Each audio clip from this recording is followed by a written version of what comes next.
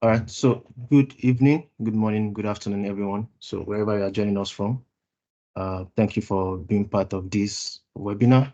Thank you for joining us today to learn together and share knowledge, discuss and grow together. So we appreciate your presence among us. So, but before we start, I'll just quickly introduce myself. My name is Najeeb Sulaiman, and I'm a data engineer currently working with Jaguar Land Rover UK. Uh, I'm the founder of DEC, which means I'm the number one servant of DEC, which is Data Engineering Community. And what is Data Engineering Community? Just for the benefit of those joining us for the first time. Data Engineering Community is a community of data engineers across all levels and across all experience levels where we come together to learn together. So, and the whole aim and goal is for us to encourage ourselves, to give ourselves that platform where we can all rely upon, where we can all fall back to when you are facing challenges, facing issues, or to even celebrate our wins.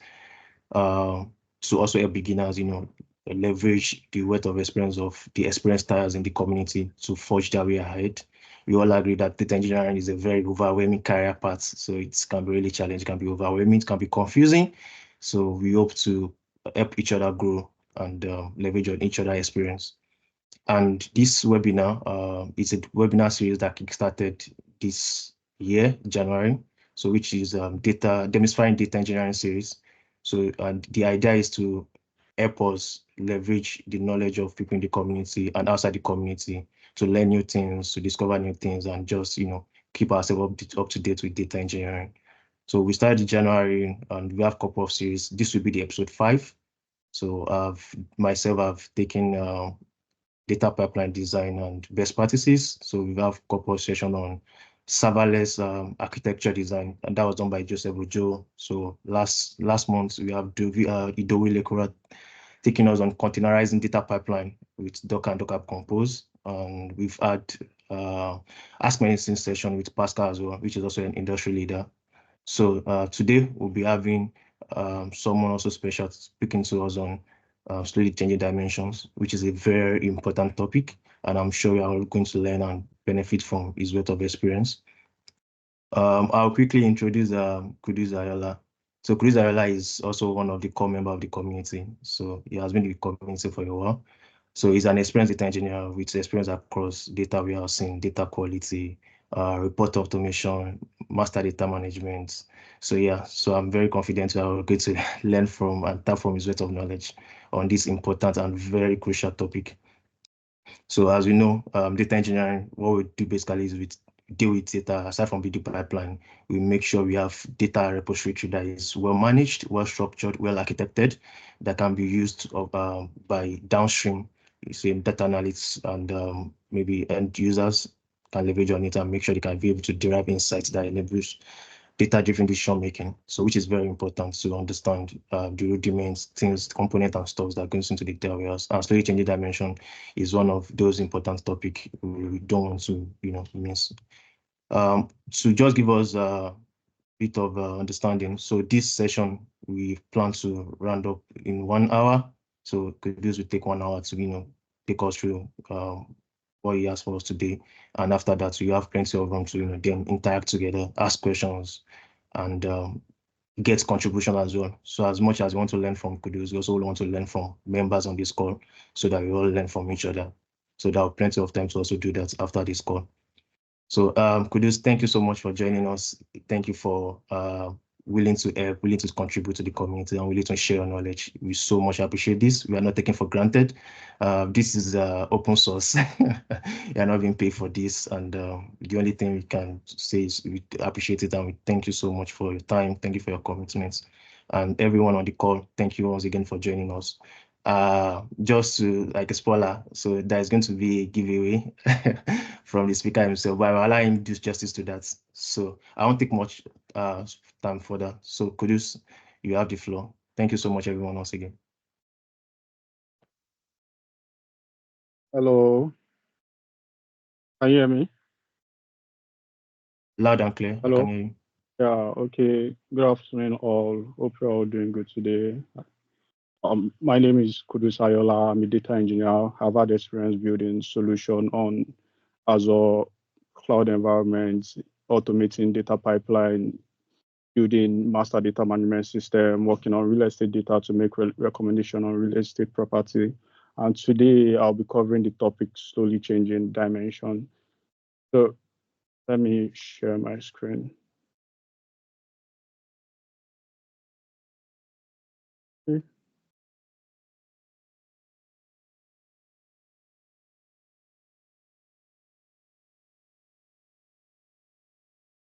Can you all see my screen? Yes, I can see your screen. Okay, I'm trying to, hold on a second.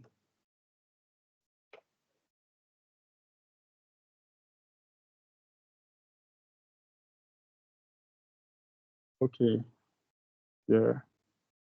So today I'll be covering the topic slowly changing dimension. And these are the contents we'll be covering. We'll be covering introduction to slowly changing dimension and in the potent pipeline. Should you model it as slowly changing dimension? Why dimensional change? Why dimension changes? Type of slowly changing dimensions, and there will be a workshop at the end of the session. So basically, dimensional modeling is a technique using data warehouse to organize data into structure that makes it easier to understand. And as you all know, the goal of dimension is to kind of like give description to your data. So you usually have your transactional data stored in your table. Let's say a table that stores information on sales inventory, price, quantity, or sales of products. And you having those different metrics and events, how do you give definition to those different metrics? You need to have a dimension model. So it could be dimension model for your customer, for your product, for your what's it called, business category, or your product category, things like that.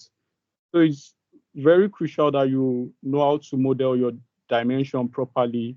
And this also help you in your query optimization process, how you can quickly run your SQL query to get the desired data from your data.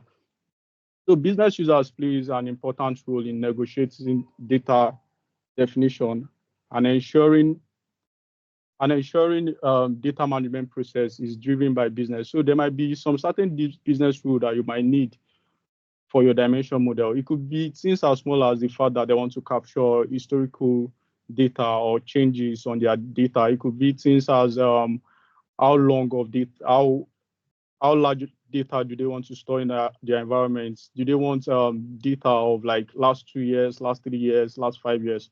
All those things help in defining your and managing your data warehouse environments. Then the most common dimension data model is the slowly changing dimension, the most complex one, I mean.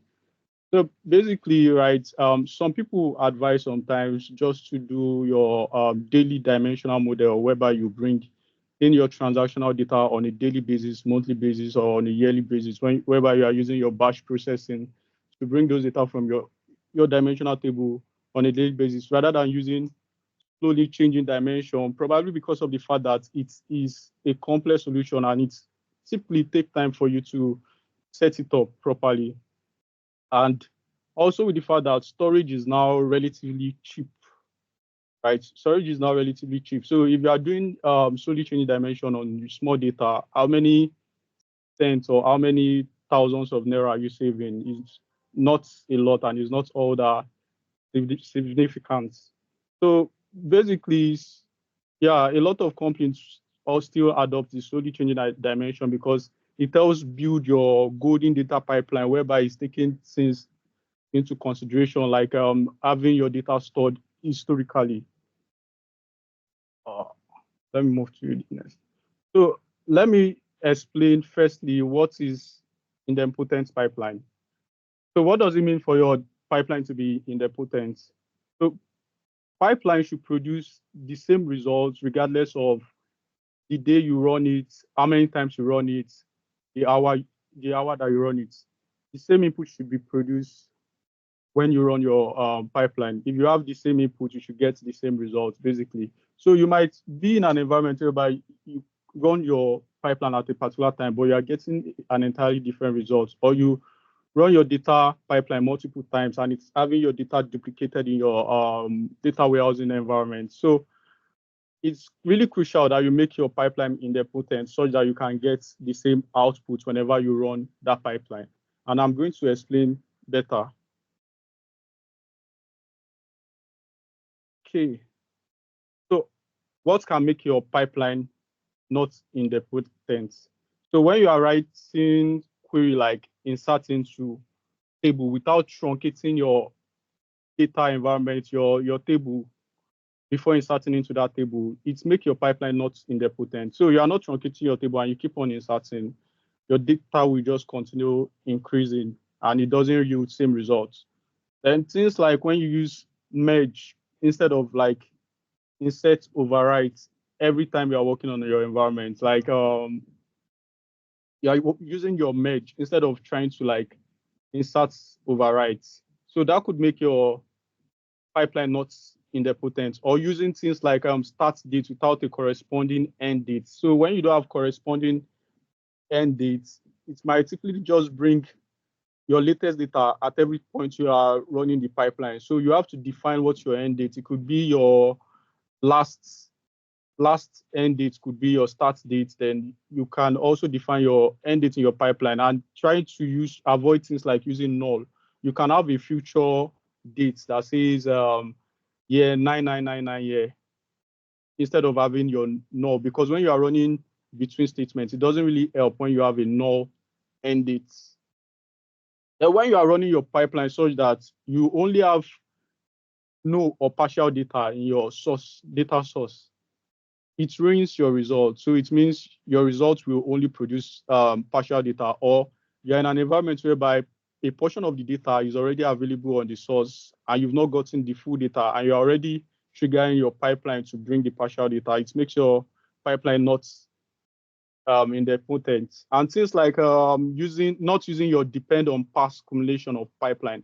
So as a data engineer, you will typically work in an environment whereby you have different child or children pipeline, then you have also parent pipeline. So there's a way you should try to like couple your pipeline together such that after one pipeline runs, the next will run. Not that you are trying to run each in isolation. So let's say a pipeline is meant to make data available for the next pipeline. So it has to be dependent on the previous pipeline in order to pull data into the next pipeline. So like all those need to be properly set up when you are using a combination of pipeline rather than you running some pipeline in isolation. Things like relying on the latest partition for a not properly model SCD table. So you have your SCD table, slowly changing dimension table is not properly modeled, and you keep taking your latest data. And I'm going to define properly what your SCD table does and how people tend to take latest data from the SCD tables. Okay. Move to the next one. So the pain of not having idempotent pipeline. So whenever you are working on pipelines or environments that are not idempotent, what you typically run into mostly is that number one, is very hard to troubleshoot your bugs. Your SQL might be right, but your pipeline will just keep yielding different results. Let's say, for example, you are working on an environment whereby the data just keep inserting duplicates instead of bringing in latest data. Probably you didn't set up your pipeline properly, or in an environment whereby, let's say, just no data is available in the source, but your SQL seems to be right. You just keep bringing in empty value into your table. It shows that you don't have an idempotent pipeline, and that's one of the pain you face. And using unit testing cannot replicate the production environment. Your unit testing will quickly fail because at every time you run your unit testing to do a check, you are getting a different result. Then things like silent failure, let's say memory loss.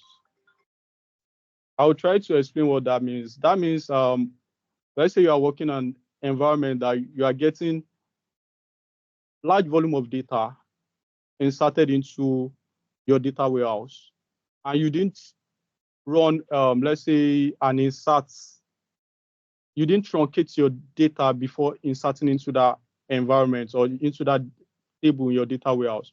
What you notice is as your data duplicates, you can run into things like storage loss in your database, and you might be working with a database that is not elastic. That means it has a restricted or a maximum size you can work with. So you might not typically see that failure because it might be difficult to see until you go back to your probably your portal, your admin portal, and you see that, oh, it's all red. You have fully used up your database storage. It could be memory too as well, whereby you are partitioning your data in a way to help run some certain partition on a cluster. But when your pipeline are not properly set up or are not independent, it affects your memory and you run out of memory typically. Uh, so are you also following and hearing me clearly? Loud and clear. Okay. So now we move to the slowly changing dimension. Question now is, should you model a slowly changing dimension?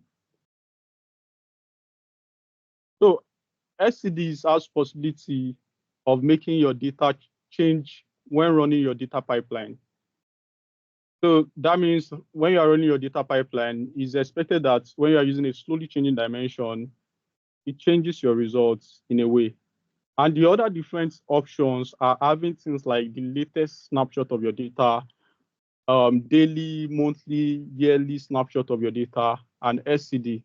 But most times when you want to use SCD, I made mention of the fact that some organization will typically don't want to use SCD because of the time you have to invest in setting it up. And if you are working on small data, you might not necessarily need to use SCD because storage is cheap. So why not just keep using your daily snapshots? So the question now is, should you model your data as slowly changing dimension? Modeling SCD for data that changes every day isn't good because you still have one row per data anyway. So let's say you are working on data that is kind of transactional. It's not recommended for you to like use SCD for transactional data. It's mostly for data or dimension table that slowly change. And some of those changes could include things like, let's say a customer changes like phone number. So we have it right here. Why do dimension change? It could be as a result of customer changing phone number or changes country or changes profession. So how do you keep track of those historical information? How do you keep track of the customer previous phone number? Let's say if a customer changes country from, let's say, Nigeria to the United States, the customer will typically gain more weight. So how does these changes affect those customer or affect the person? Or let's say in terms of like profession, this person changed profession from this to this, and there is an obvious rise in his wages or salary. So we might want to track historical changes or historical changes of things like that, phone number, country, profession. And there are two ways to these things. You as a data engineer might want to have those changes stored in the data warehouse. And there are also business rules that define what sort of changes they want to capture.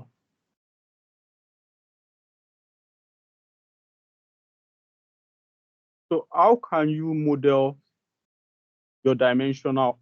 How can you model dimension that change? Um, one way I one way I mentioned earlier was the singular shots, whereby you keep track of the previous, whereby you can't keep track of the previous country. It only picks like the latest country. Um, let's say you change your country from this country to the other. It picks the latest country. Probably you move from Nigeria to South Africa. It picks just South Africa, which is the latest. And another thing is using a daily partition snapshot. Daily partition snapshot, you only get your data on a daily basis, regardless of the change or no change. You just have your data inserted on the daily basis. And I feel like when you have a data that changes hourly, when you use daily snapshots, you might not necessarily capture the hourly change because you are only picking the latest hour on your daily partition for your snapshots. Then the different SCDs, you can use your type 1, type 2, and type 3. Those are the different SCDs that you can use to like capture changes on your environment. Then let me move to the next one. Okay, I already mentioned the type of slowly changing dimensions. The type 0, the type 1, type 2, type 3, type 4, type 5, and all of that. So I think it goes on like that. But the most important one to you as a data engineer is usually the type 0, type 1, and type 2. Type 3 is typically similar to type 1, but the difference is like the changes is stored on a column level, not necessarily on a row level. So like these are the most commonly used and the industrial use SCDs. You might not necessarily over your career have any needs to use the type 3, type 4, or type 5.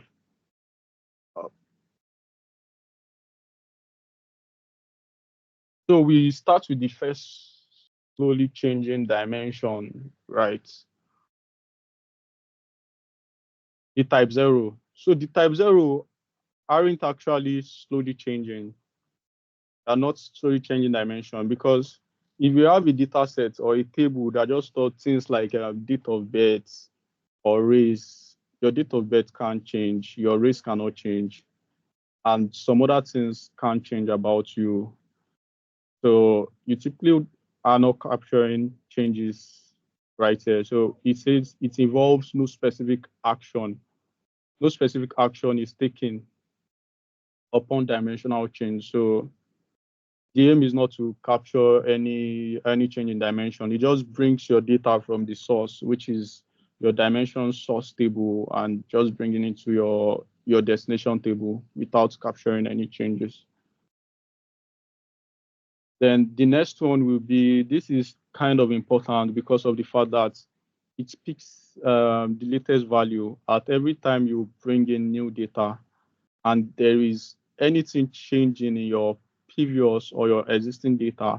What this does is whatever change it is, it just pick the latest change. Let's say you have what's it called? You are staying in Ibadan as your address, then you move to Lagos. So what you have on this table, on this dimension, is Lagos, because that's the latest information about you. So you see, for example, replacing old someone's old location or country with the new one.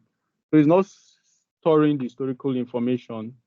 They just keep the latest one, and it just overwrites that latest value like that. Then the next one will be your slowly changing dimension type 2. Your SCD type 2 will track everything, like it track all the historical information. You care about what the value was from the start date to the end date. This means you have complete history of your dimension table. So as your data changes, as you have new data coming in, it tracks all those changes. Your type 2 tracks the changes on your data. So your old phone number and your new phone number will still remain on those table. And there is like a flag that shows which one is the current phone number.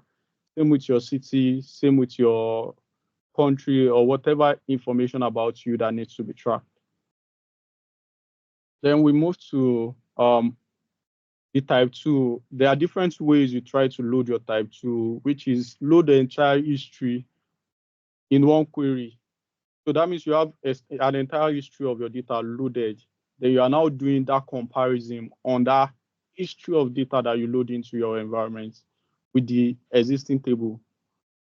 Then the other one is the incremental load.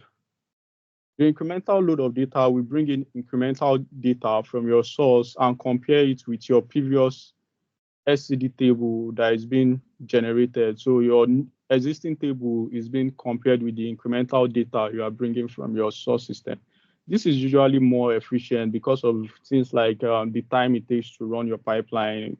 You are not bulking certain loads of data into your data warehouse. You are bringing it incrementally, which is efficient. And like I said, incremental loading help avoid things like memory loss and stuff like that, basically.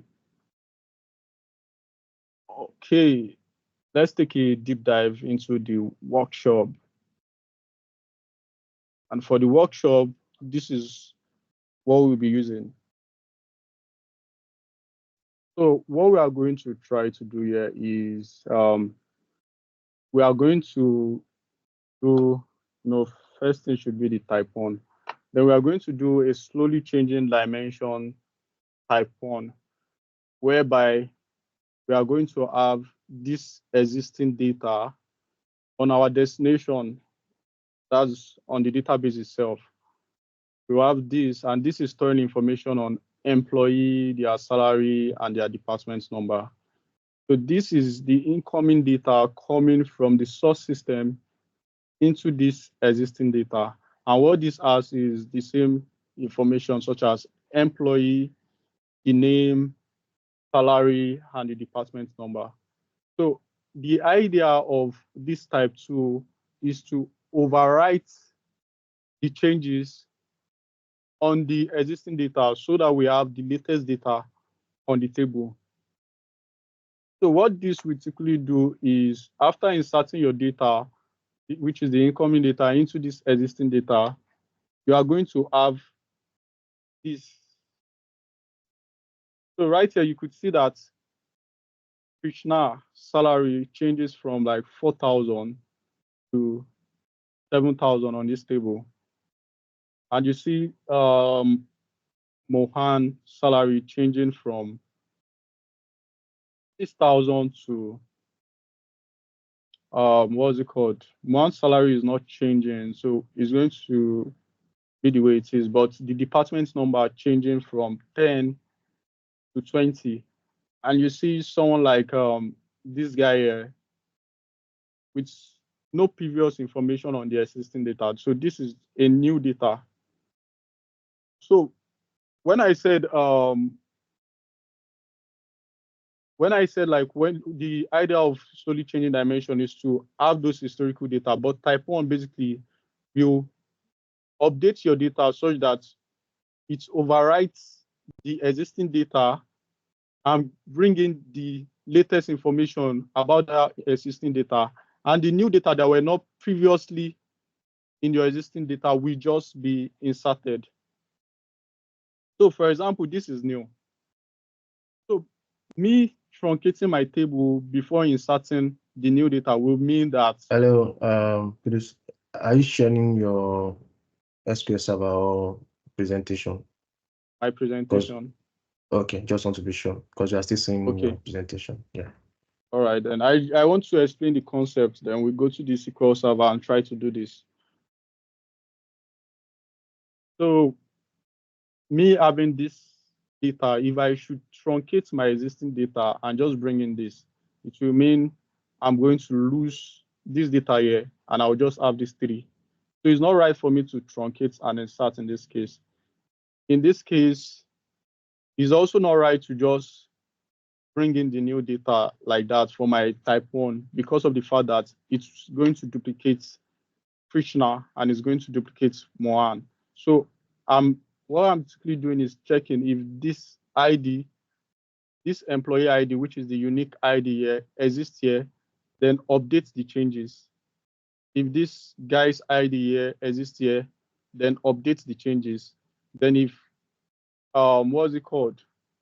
This guy ID here exists here, no, then just insert it that way. So that's why we have this resulting data here. Krishna, Ravi, Mohan, this data inserted, then this updated in our resulting table after inserting into the existing table. So we'll try to do this with SQL.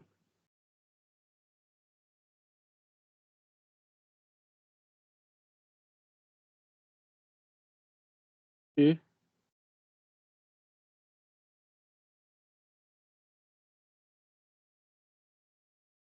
Firstly, we will need the existing table inserted. So we need the existing table, which is the employee table. Okay. Then I'll run this. I think I already have it here. So I just have to drop all what I have initially. Uh, okay. I have this dropped. Sorry, Then go Ayola. back. Yeah. Yep, sorry. So we can use any data we have, right, to do this workshop. Or are you sharing the data? Yeah. If you have a data that is not large, you can make use of that, especially if it's not a transactional data. If it's data on products, data on employee, or things like that, you could use it. But then I can share this with you after this session. I can share my entire script with you after this session. So after running, the first thing I did was drop all my previous table. Then I can just come here and create this table, which is the existing table in my SQL Server. Then Sorry, sorry for cutting you. Sorry. I think you need to make this a bit bolder, so people can see what you're typing. So we can leverage it. Yeah, down. And make it. You can make no, it on. 50 is No, smaller. no. Yeah, make it 150. Is it better? Yeah, 150 Or is should I better. make it 100? No, 100 will be small. 150 is better. Okay, then. Thank you.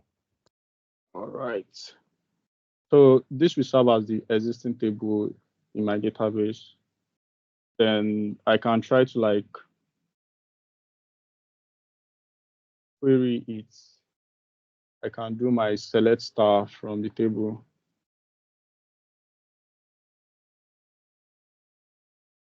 From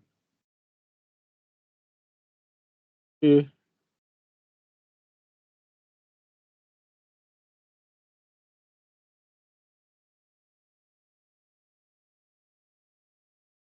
Yeah, as you can see, it's empty. So I need to, we are simply trying to replicate this table here as the existing table. So I have the script. I will go further by inserting this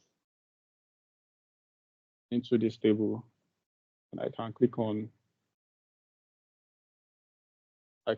enter, then insert this table, then run this. I have 4 rows affected. And if I try to run this again, I'm going to have my data inserted. All right, then. Then the next thing is a staging schema for the data that is coming from the source. I'll try to create a staging schema and run this. So for my staging, I want to create the staging employee table, which is this. We have still same structure with the existing table. So if I should run this, I get this, then I can go ahead and so what we are trying to replicate in this case now is this table right here, the incoming data from the staging schema. Then I can try to insert this to this, then run. Yeah. So now we have two tables, which is what's it called? Staging employee and the DBO. Okay, let me copy this. Yeah.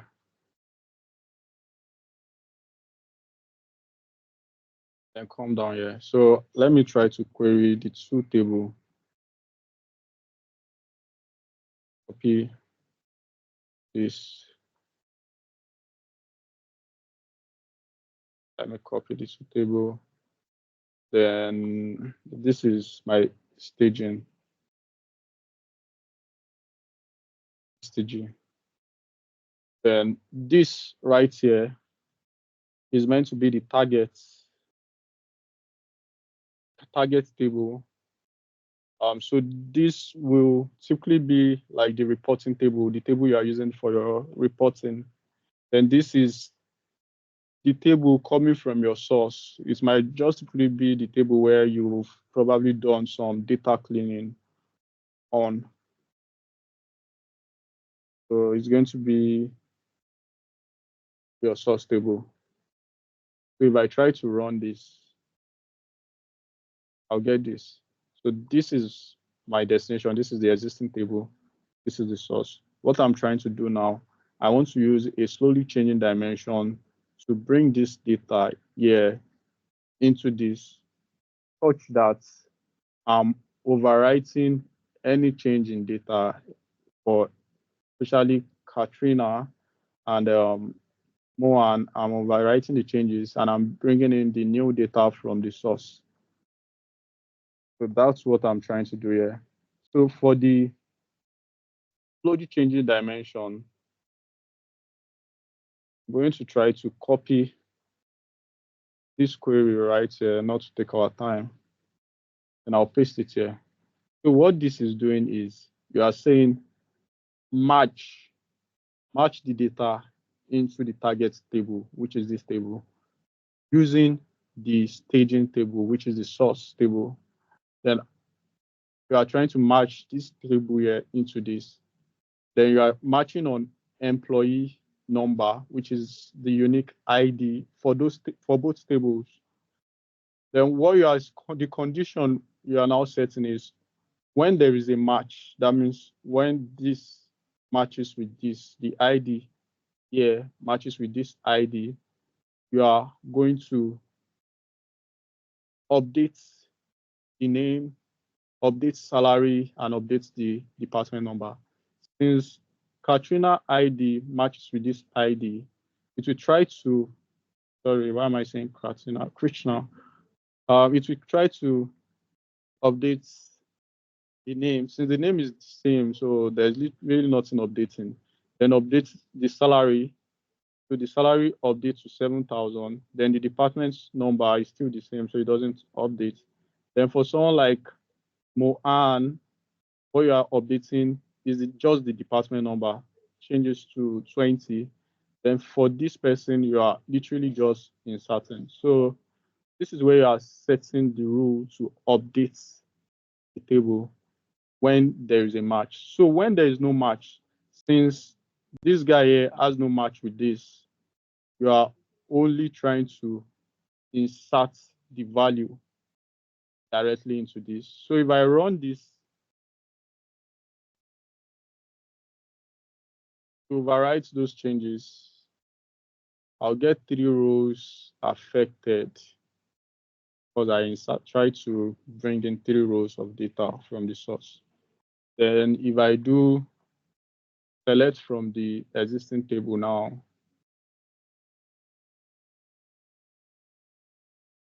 if I try to select from the existing table,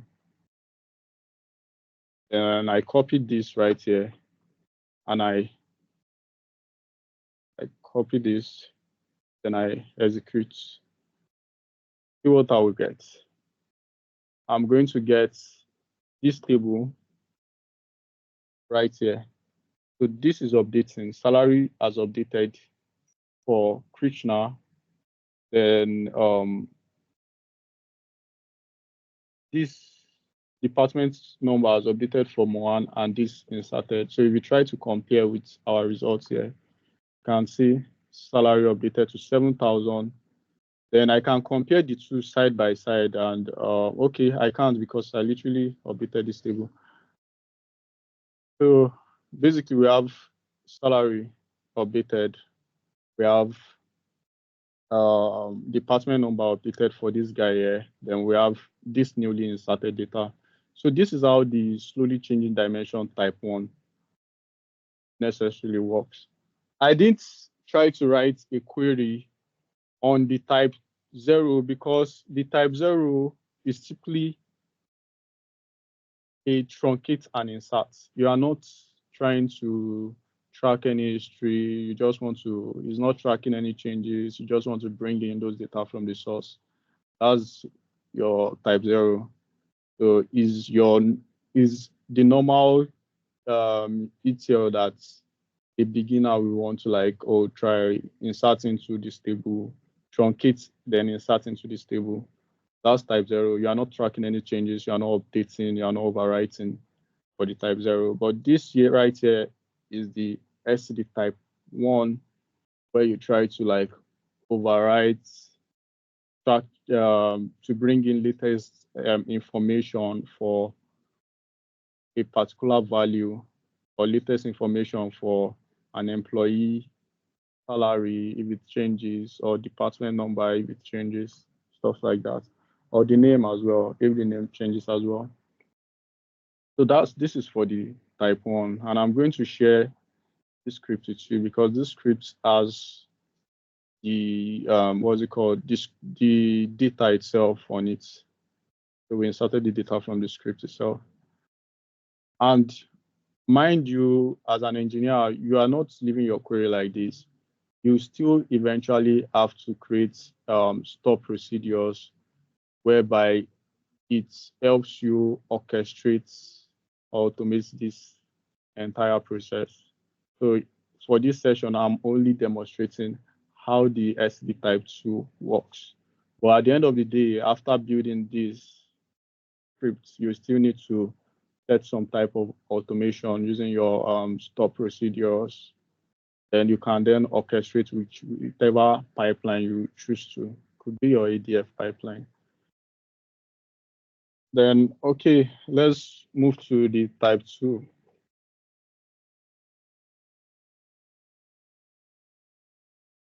Okay. Can you see my PowerPoints? Yes. Right. So let me put it in presentation mode. So for our type 2, we are not just bringing in latest data. We are keeping history of this data and any changes that happen within this data. We are not just bringing in new data into the table. We are also tracking changes that occurs in this table.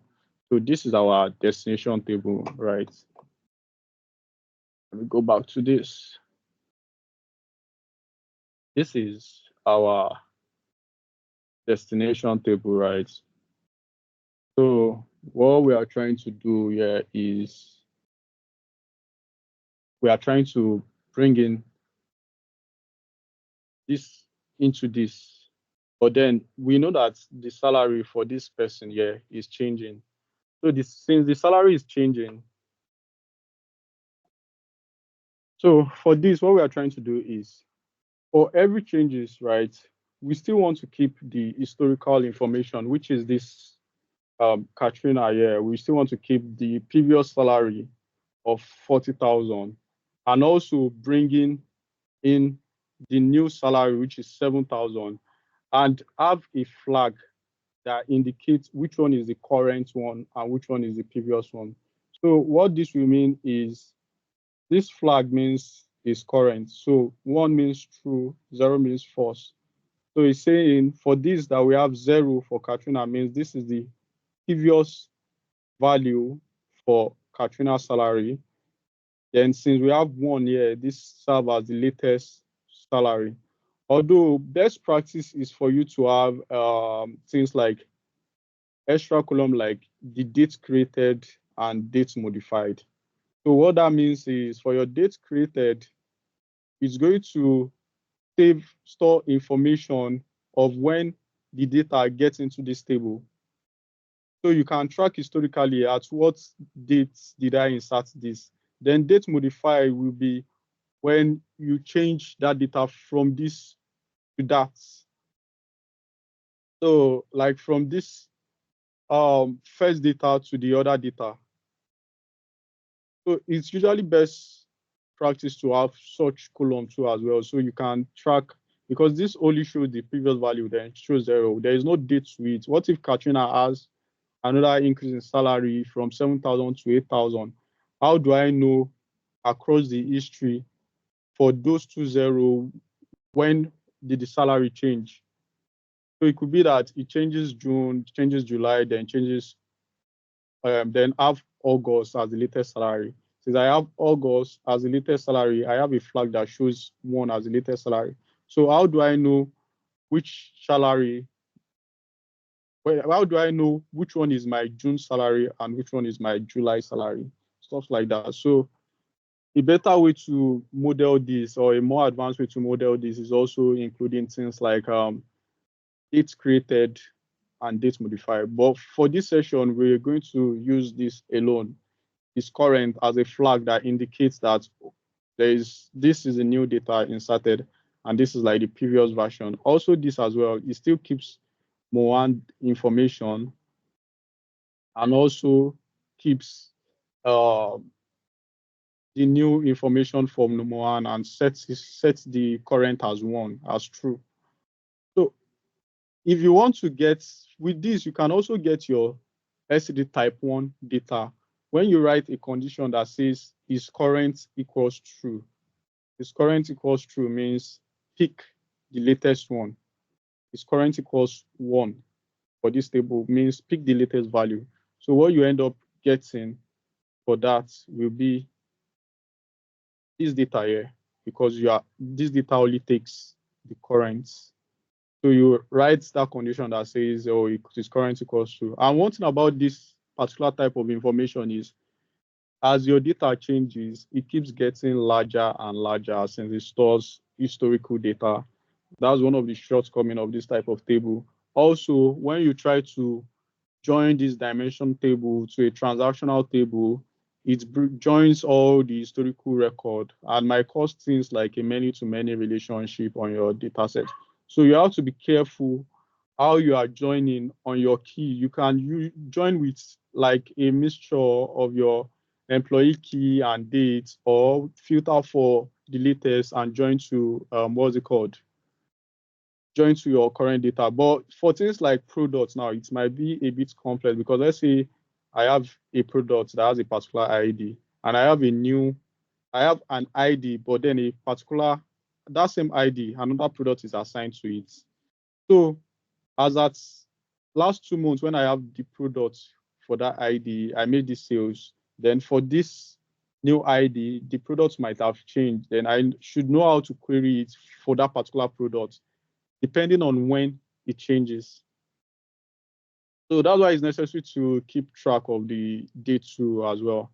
But then it gets larger, and you should know how to handle this table when trying to join with a transactional table. So you pick what you need. You pick the latest, or you use what's it called? Multiple keys, like using an employee number as your key and a particular date as your key when trying to join your data with the transactional table. So let's move to the SQL Server. So first thing, let me drop the previous table I have. Right.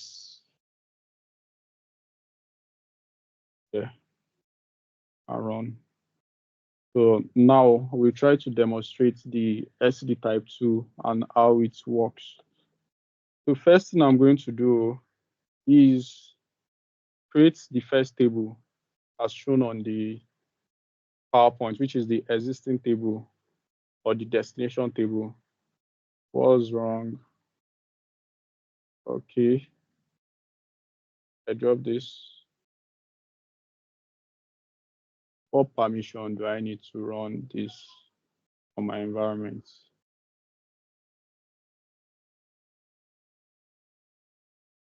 Table because it does not exist. Okay. Okay.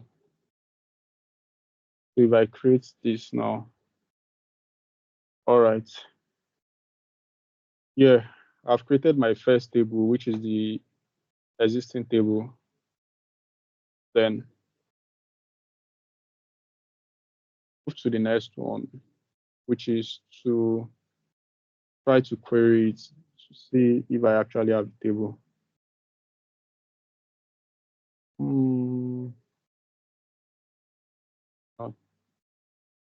Okay, so I need just this. Okay, I have an empty column or empty rows of data on this.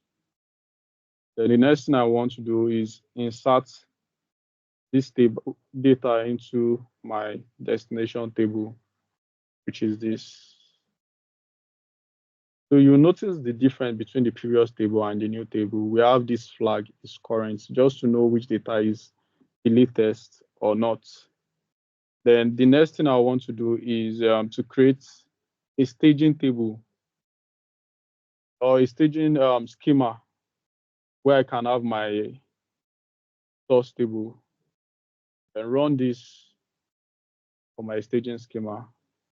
Then create this table, create the next table, which is the source table. Do the same table with the last one. You already create schema. Hope I didn't drop anything. Let me see. Okay. I have this for that. Okay, I didn't drop anything. Then if I try to run this for my staging,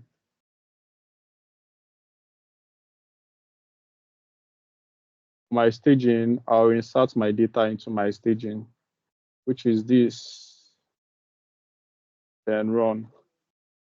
3 rows affected, and I can try to get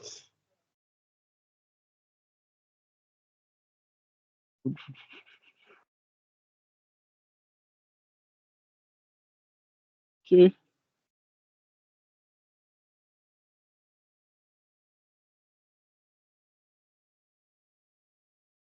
Then I have this, right? Then I have this as the target.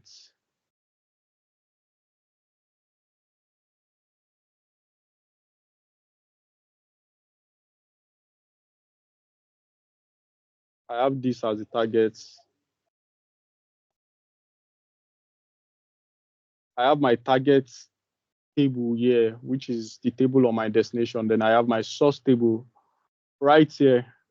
So I'm trying to bring in this data from my source table into this using slowly changing dimension type 2. And while doing so, I want to capture my historical data. So what I'm going to do as my first step, let me copy the first step, then come right here and paste. So the first step is to merge the data into this. Merge this data here. This is the source data into the destination data using the, what's it called? Using the employee number, which is the primary key. Then there is a condition that says when you match, right? When there is a match and the current value is 1, change all those current value to 0. So I'm simply saying for all these data that existed already that I want to capture changes for, change is current to 0. That's false. So it's no longer current again. Then I'll run this. Then the next thing is, so it affects just 2 rows. If I run this now, I'll see that, oh, this 2 has changed to 0. Then I need to now bring the new or updated value for this 2 into this table. So what I will try to do is run the next one, which is to insert the new value into this table here. Then I can run this insert statement, then try to get my resulting table. So what do I have here?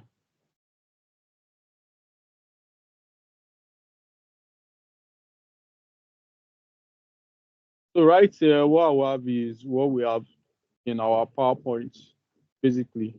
We have our previous salary for Krishna, previous salary for Mohan. That's why you have it as 0 because it's an old data now. And our latest data, which is the new salary for Krishna, is 7,000.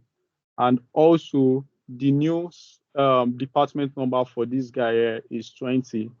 So we can have both updated data here, both the updated data and the historical data. So at any point, if I want to check, oh, how much was Katrina getting paid before, or what was this guy previous department, I can get it right here. And I have my new data, which is this guy just inserted into this. Since it's also a current data, I have this set as true, which is the one value we have here. So that's for this SCD type 2. So a better way to run this, like I said, there are some SCDs type 2 you might want to track changes for just, let's say, salary, and not track changes for name, or track changes for just department number and not track changes for this, or you want to like have your dates created and dates modified. So there's a way you try to like write your SQL statement that is slightly different from this. And I think I have an example somewhere. Let me see. Okay. Let me see. Do I have it here?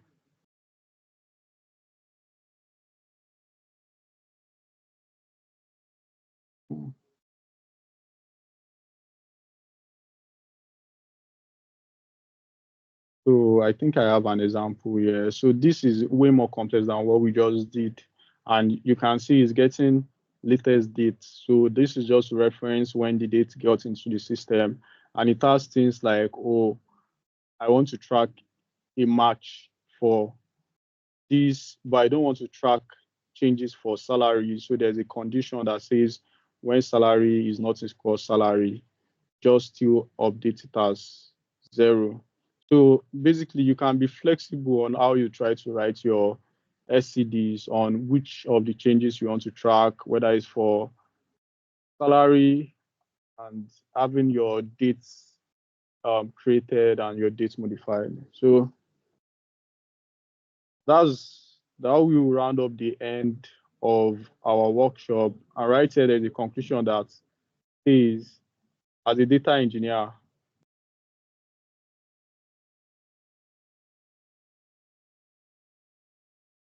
did I spell this correctly? No. Yeah. As a data engineer, good knowledge of dimensional modeling and slowly changing dimension is core skill to have. Like I said before, how you bring in your data into your data warehouse is core skill to have, and how you make your data independent such that whenever you do a unit testing, you still get your same results. You don't have duplicate data in your environment. You don't have your pipeline set up such that um, it's taking up your memory in your environment or your storage in your environment, and also things like following the needed business requirements to track changes for some certain things on your data model. Things like having your pipeline set up whereby the dependent pipeline run first before the new pipeline. So proper modeling of your data is key, especially for analytical purposes, because uh, at the end of the day, your data model affects your query performance and how fast the users can get information for reporting or from their data, basically. So thank you. That will be the end of the workshop for slowly changing dimension. So Yeah, do you have wonderful. any Let's questions so far? celebrate before that. Let's celebrate Kudus, please. Send your reactions. Let's appreciate him for a Yeah, wonderful session. Thank you so much, Kudus. thank you. Thank you Thank for your you. time. Once again, we appreciate you. So thank you everyone for staying on the call to this moment. We appreciate that, and I hope we've learned, because personally I've also enjoyed the session throughout.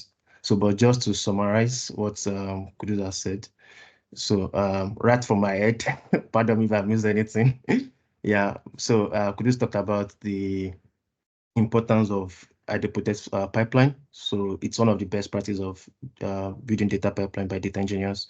So you want to ensure giving the same inputs, your pipeline is giving the same results, which is very important, because data is actually an asset, and we don't want to give false information to people, because any decision made or wrong information will lead to wrong output. So you want to ensure your pipelines are potent and it gives the same results with the same inputs. So like I said, story changing dimension generally is a very important topic. We cannot cover it all, to be honest. But Kudus has done justice to the story changing dimension of different types. So we have three major ones from what he has said. We have the type 0, type 1, and type 2. Type 0 is simply no change in dimension. So the dimension remains the same. So you don't need to track changes. While type 1 is, yeah, there is change, but there is no historical change. So you can't do change over time analysis for the type 1. So you can simply update the records, while the type 2 is the one that allows you to do change over time analysis, whereby you can historically go back into your data and see what has changed in the dimension. And he has also demonstrated that using demo. So use SQL Server to demonstrate that. And yeah, it's been an amazing knowledge from the workshop. So I think that's about it. And very importantly, like I said, we need to all read more on dimension and storage dimension. So it's basically just a way to structure a data warehouse to make it efficient, and following the Kimball principle, star schema specifically, whereby you have facts and dimensions are your attributes that are used to relate to your facts and stuff like that. So in summary, that's it. There are a couple of questions in the chat. If I miss anything in the summary, pardon me. So that's just from what I've learned personally and from my head.